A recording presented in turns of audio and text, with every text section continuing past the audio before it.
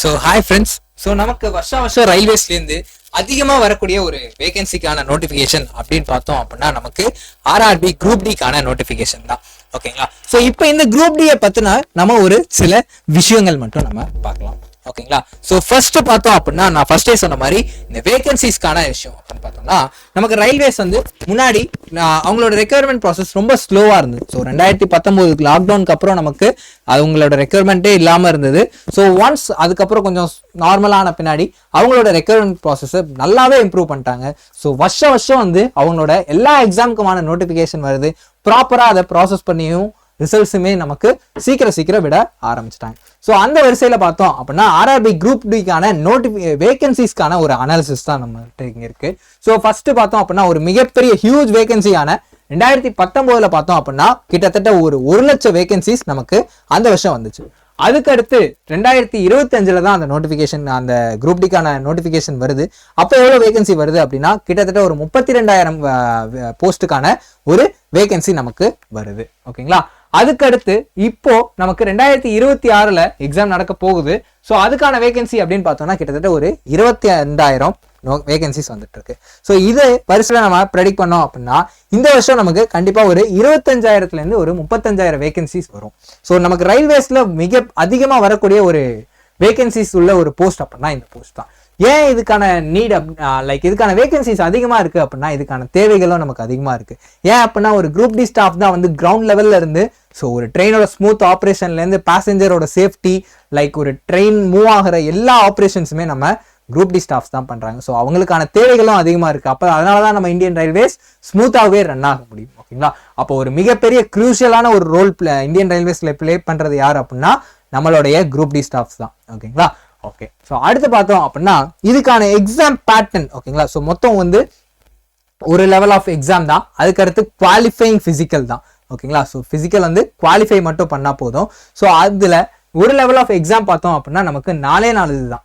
என்ன அப்படின்னா மேக்ஸ்லேருந்து ஒரு 25 கொஸ்டினும், ஸோ ஜென்ரல் இன்டெலிஜென்ஸ் அண்ட் ரீசனிங்லேருந்து ஒரு 30 கொஸ்டினும், அண்ட் சயின்ஸ்லேருந்து ஒரு 25 கொஸ்டினும், ஜென்ரல் அவேர்னஸ் அண்ட் கரண்ட் அஃபேர்ஸ்லேருந்து ஒரு 20 கொஸ்டினும், மொத்தம் ஒரு 100 கொஸ்டின் கேட்பாங்க. நமக்கு எக்ஸாம் டியூரேஷன் அப்படின்னு பார்த்தோம்னா 1.5 மணி நேரம், அதாவது 90 நிமிஷம். ஓகேங்களா? இதுல நமக்கு நெகட்டிவ் மார்க்குமே இருக்கு. ஸோ ஒரு 1/3 மார்க் நமக்கு நெகட்டிவ் மார்க்குமே இருக்கு. சரிங்களா? இதுல இன்னொரு விஷயம் என்ன அப்படின்னு பார்த்தீங்கன்னா இந்த வருஷம் கட் ஆஃப் வந்து நமக்கு ஒரு 75 கிட்ட இருந்தது. ஓகேங்களா? எக்ஸாக்டா 75 கிடையாது, லெஸ் தேன் 75 தான்.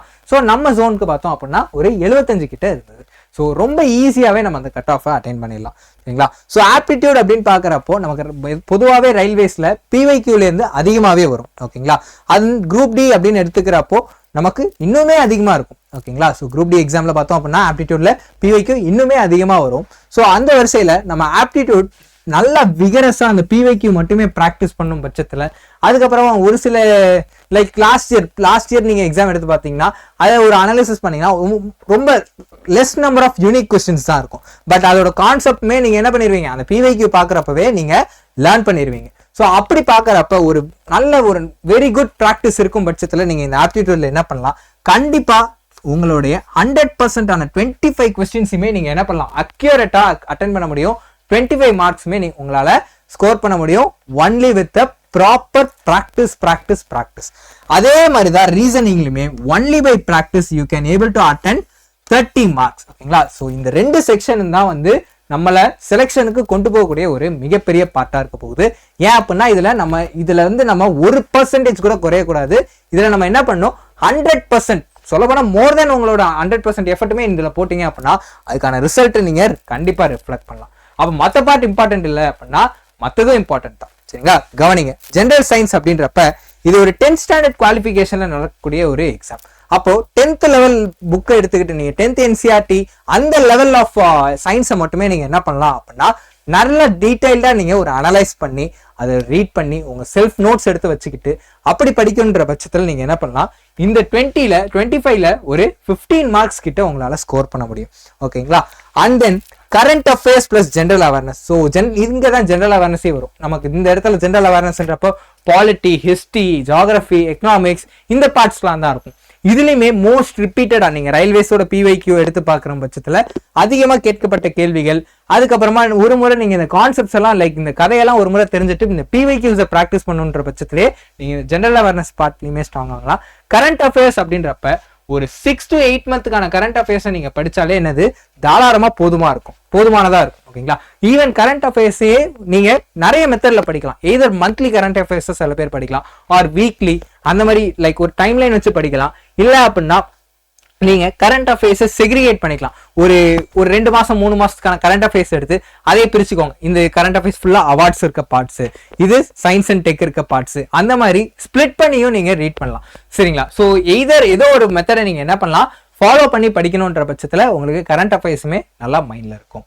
சரிங்களா, ஸோ அப்படி ஃபாலோ பண்றப்ப இதுலயுமே நீங்க என்ன பண்ணலாம், ஒரு 15 மார்க் கிட்ட உங்களால ஸ்கோர் பண்ண முடியும். ஸோ இதுல பாத்தீங்க அப்படின்னா 15 ஒரு 30, ஒரு 60 25 கிட்டத்தட்ட 85 மார்க் வந்து உங்க கையில இருக்கும். சரிங்களா, ஸோ நமக்கு நார்மலைசேஷன் மைனஸ் ஆனாலும் பிளஸ் ஆனாலுமே நமக்கு ஒரு சேஃபான 100% ஒரு சேஃப் ஜோன்ல நம்மளுடைய ஸ்கோர் இருக்கும். ஸோ 85 அப்படின்னு எடுத்துட்டீங்க, அந்த ஸ்கோர் எடுத்துட்டீங்க அப்படின்னா கண்டிப்பா நீங்க செலக்ட் ஆகிறதுக்கு நிறையவே சான்சஸ் இருக்கு. ஓகேங்களா, ஓகே. ஸோ ரொம்ப ஈஸியாவே ஒன்லி இந்த ஒரு சில விஷயங்கள் ஃபாலோ பண்ணாலே நம்ம என்ன பண்ண முடியும், நம்மளால செலக்ட் ஆக முடியும். ஓகேங்களா, ஸோ நெக்ஸ்ட் பார்த்தோம் அப்படின்னா இதோட செலெக்ஷன் ப்ராசஸ் எப்படி இருக்கும் அப்படின்னா, ஃபர்ஸ்ட் இந்த CBT 1 எக்ஸாம் இருக்கும். ஓகேங்களா, எக்ஸாம்ல குவாலிஃபை ஆகிறவங்க மட்டும்தான், எக்ஸாம்ல அவங்க சொன்ன கட் ஆஃப் எடுக்கிறவங்க மட்டும்தான் பிசிக்கலுக்கு வருவோம்.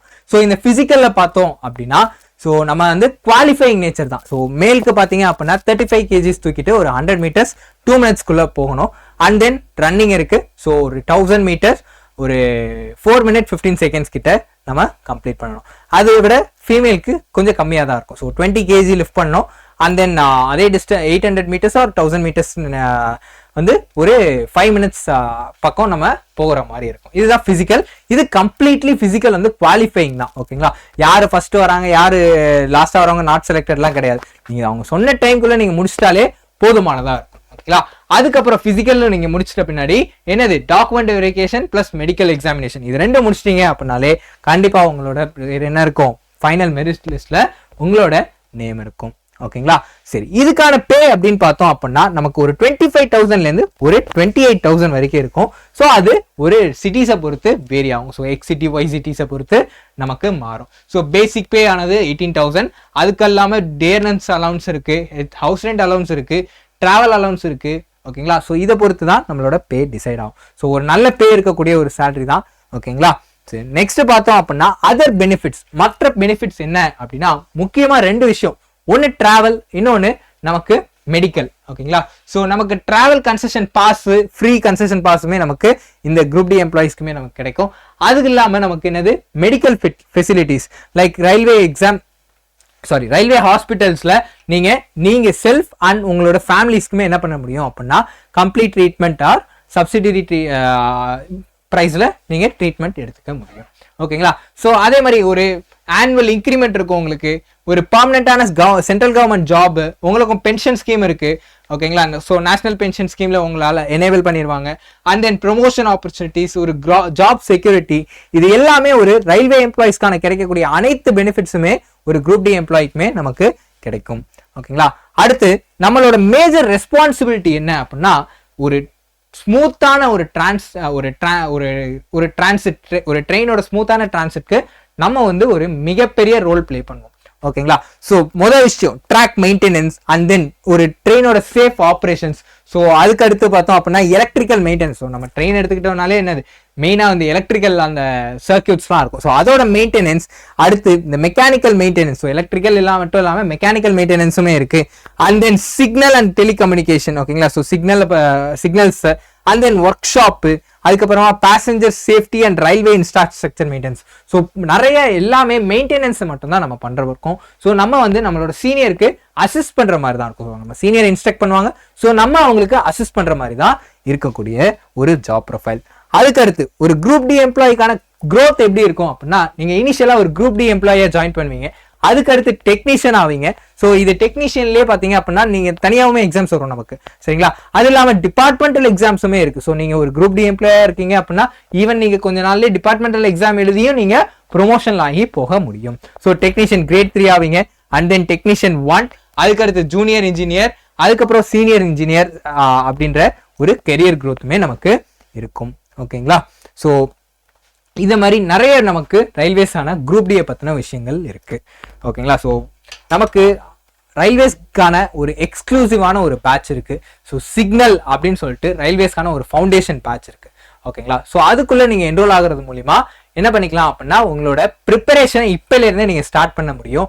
ஸோ நோட்டிஃபிகேஷன் வர வரைக்கும் வெயிட் பண்ண வேண்டாம். ஸோ இப்போ ரயில்வேஸ்க்கான நோட்டிஃபிகேஷன் அடுத்து நமக்கு வந்துகிட்டே இருக்குது. ஓகேங்களா? ஸோ போன வாரம் ஒன்று வந்துச்சு, இன்னைக்கு ஒன்று வந்துச்சு, அண்ட் தென் அந்த மாதிரி நெக்ஸ்ட் டேஸில் நோட்டிஃபிகேஷன் வந்துகிட்டே இருக்கு. ஸோ இப்போலேருந்தே உங்கள் ப்ரிப்பரேஷனை நீங்கள் ஸ்டார்ட் பண்ணுறது மூலிமா என்ன பண்ணலாம், கண்டிப்பாக எக்ஸாமை கிராக் பண்ணி நீங்கள் ஒரு சென்ட்ரல் கவர்மெண்ட் ஆஃபீஸராக மாற முடியும். ஓகேங்களா? ஸோ நம்ம ADA 247 உள்ள கோர்ஸை என்ரோல் பண்ணிக்கோங்க. உங்களோட ட்ரீம் ரயில்வே ஜாப் ஆனதை அச்சீவ் பண்ணுங்க. தேங்க்யூ.